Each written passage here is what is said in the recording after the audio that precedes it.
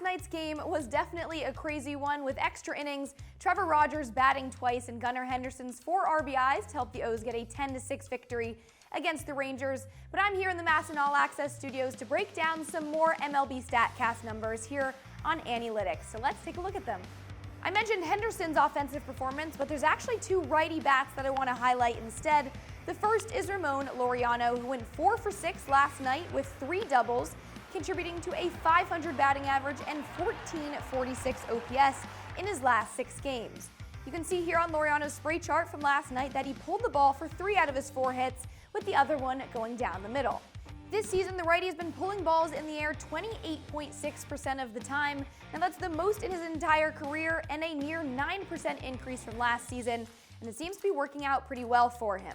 Some other offensive metrics that are working well for him right now are that he's chasing the ball the least in his 8-year career at a 22.1% chase rate. He's also been mashing four-seam fastballs in 2025 with a slugging percentage of .571, but when we look at his expected slugging, which takes away certain factors like ballpark, weather, defense, you name it, and just looks at the quality of contact made, his expected slugging is .551 on four-seam fastballs, which tells us that Laureano isn't just getting lucky on those types of pitches. Now, I said I was going to hit on 2 righty bats. The other one is Coby Mayo, who is looking more and more comfortable with himself in the big leagues, and he's getting a lot more consistent reps, so there's a few changes that I want to note in his metrics from last season to this one. I want to remind you that last season was nearly half the sample size of this year, but still, Mayo's hard hit rate has gone up a whopping 23.1% since 2024, and hard hit balls are those with exit velocities of 95 miles per hour, and the types of balls that correlate strongly with solid offensive production. He's also whiffing 14.6% less than last year, and his strikeout rate is down over 23.1%. Again, Mayo looks a lot more comfortable on offense this season, and it's showing with results, batting .300 in his last 6 games and an .800 OPS.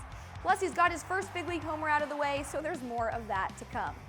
Finally, we can move on to Trevor Rogers, who's coming off of 5 1/3 innings with 2 earned runs and 3 walks and 5 Ks in last night's outing in Texas. And of course, 2 at-bats, but we're going to focus here on the pitching in this one because it wasn't as stellar as his 8 scoreless innings in the Rangers series before this one, but it was still effective, keeping the Orioles in the ball games, and it got a lot of swing and miss.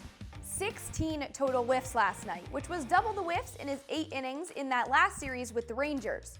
While there was a lot of swing and miss and it was effective, Rogers' command wasn't as on point as that career-best 8-inning start, which I keep coming back to. When he's locating his pitches in the strike zone well, he's gotten his longest outings, and the velo is at his best. The lefty's fastball velocity this season is the fastest it's been for him since 2022, and that also coincides with his in-zone success. Rogers is getting batters to swing at his first pitch 13% more than last season, which yes can be dangerous by getting aggressive hitters, but he's also generated a 65.1% first pitch strike rate, which is the highest in his career and roughly 4% higher than the MLB average. That means he's getting ahead in the count early and taking control of the situation. His edge rate, meaning pitches thrown that land on the edges of the strike zone, and just his in-zone rate are also atop his other seasons. Basically, when we've seen Rogers at his best so far this season, even though it's been 4 starts, it's when his command looks really good, and we've seen a lot of progress from him in that category this year, also allowing for his pitch velocity to uptick as well.